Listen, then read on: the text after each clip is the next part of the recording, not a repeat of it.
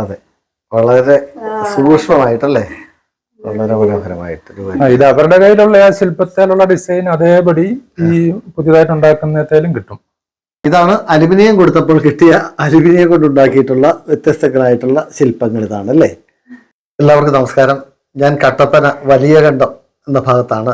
ഇവിടെ എത്തുമ്പോൾ ജോസഫ് മാത്യു സാറും ശ്രീലത ടീച്ചറും ഒരുപാട് കാര്യങ്ങളൊക്കെ ഈ വീട്ടിൽ സൂക്ഷിച്ചു വെച്ചിട്ടുണ്ട്. നമസ്കാരം സാറേ. നമസ്കാരം. ഈ പുരാവസ്തുക്കളുടെ ഒരു കളക്ഷൻ തന്നെ ഉണ്ടല്ലേ? ഉണ്ട്. ഇത് കൂടാതെ തന്നെ അപൂർവങ്ങളായിട്ടുള്ള നാണയങ്ങളുടെ കളക്ഷൻ ഉണ്ട്. ഇത് എത്ര നാളായി ഇതെല്ലാം ഇങ്ങനെ സൂക്ഷിക്കാൻ തുടങ്ങിയിട്ട്? ഇത് വൈഫിന്റെ കളക്ഷനാണ്. ശരി, ശ്രീലത ടീച്ചറിന്റെ കളക്ഷനാണ് ഇതെല്ലാം.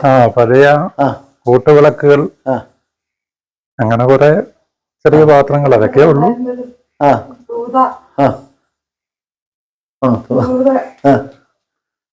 പിന്നെ തൂക്ക് വിളക്കാണോ? തൂക്ക് വിളക്കുകള്, മന്തകള്, കിണ്ടികള്.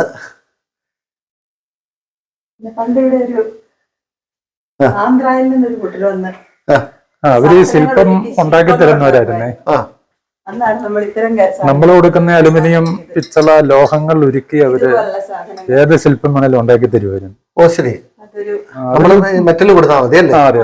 അതൊരു 10-30 വർഷം മുൻപാകട്ടെ പിന്നെ അവര് വന്നതേ. ശരി. സാധനങ്ങളും അലുമിനിയം സാധനങ്ങളും ഉണ്ടാക്കുമായിരുന്നു. ശരി. അലുമിനിയത്തിന്റെ കുറെ ശരി. അപ്പൊ അവരുടെ ഒരു പ്രത്യേകതരം മണ്ണുണ്ട്. അത് വെള്ളം വീണാലും ചെളിയാകുകയല്ല, പൊടിയാകുകയല്ല. അതിനകത്ത് അവര് നമ്മൾ ഉദ്ദേശിക്കുന്ന ശില്പം വെച്ചൊരു മോഡൽ വെച്ചിട്ട് അതിനൊരു പാടുണ്ടാക്കിയിട്ട് അതിനകത്തോട്ട് ഈ മെറ്റൽ ഉരുക്കി ഒരു മോൾഡ് ഉണ്ടാക്കും. അന്നേരം തന്നെ അവർ ഉണ്ടാക്കും. അത് ഈ മണലിനകത്ത് വെച്ച് അത് ചെയ്യുന്നു. ശരി ശരി. അപ്പൊ നമ്മള് കൊടുത്ത ലോഹങ്ങളൊക്കെ അനുസരിച്ച് അവര് ഒത്തിരി സാധനങ്ങൾ കൊടുത്തോണ്ടാണ് ആ രൂപങ്ങളെല്ലാം ഉണ്ടാക്കിയത്. അലുമിനിയം കൊടുത്തപ്പോൾ അലുമിനിയത്തിന്റെ ഇതാണ് അലുമിനിയം കൊടുത്തപ്പോൾ കിട്ടിയ അലുമിനിയം കൊണ്ടുണ്ടാക്കിയിട്ടുള്ള വ്യത്യസ്തങ്ങളായിട്ടുള്ള ശില്പങ്ങൾ. ഇതാണ് അല്ലേ.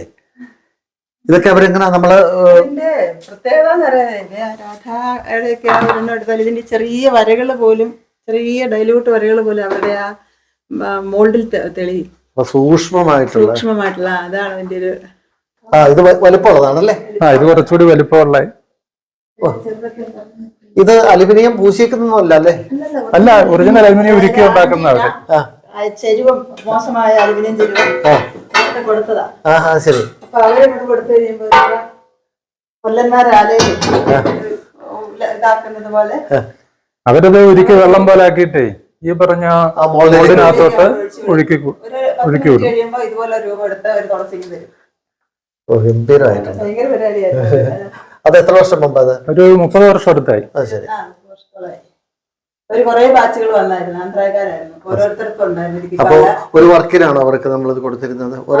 ചെറിയ തുക വാങ്ങാറുള്ളായിരുന്നു, വളരെ ചെറിയ തുക. ഇതൊരു 4 എണ്ണമൊക്കെ ഉണ്ടാക്കി കഴിയുമ്പം 250-300 അങ്ങനെയൊക്കെ. പിന്നെ വല്ല സാരി അങ്ങനത്തെ ഒക്കെ മതിയായിരുന്നു. അവരിങ്ങനെ വന്ന നാടോടികളാണ്. അത് ഒരു ശില്പത്തിന് അന്നൊരു കണക്കുണ്ടായിരുന്നേ. അതിന് ചെലവാകുന്ന കരിയുടെ തുകയും പിന്നെ അവരുടെ ഒരു പ്രതിഫലത്തിന്റെ തുകയും കൂടെ കണക്കാക്കി അവരൊരു റേറ്റ് പറയും. എന്നാലും ഒരു ശില്പത്തിന് ഒരു 150-200 രൂപയൊക്കെ അന്ന് മുടക്കം വന്നുണ്ട്. ടീച്ചർ പറഞ്ഞ പോലെ സൂക്ഷ്മങ്ങളായിട്ടുള്ള എല്ലാ കാര്യങ്ങളും വളരെ ഭംഗിയായിട്ട് തന്നെ രൂപകൽപ്പന ചെയ്തിട്ടുണ്ട്. ഇത് അവരുടെ കയ്യിലുള്ള ആ ശില്പത്തിലുള്ള ഡിസൈൻ അതേപടി ഈ പുതിയതായിട്ട് ഉണ്ടാക്കുന്നതിലും കിട്ടും.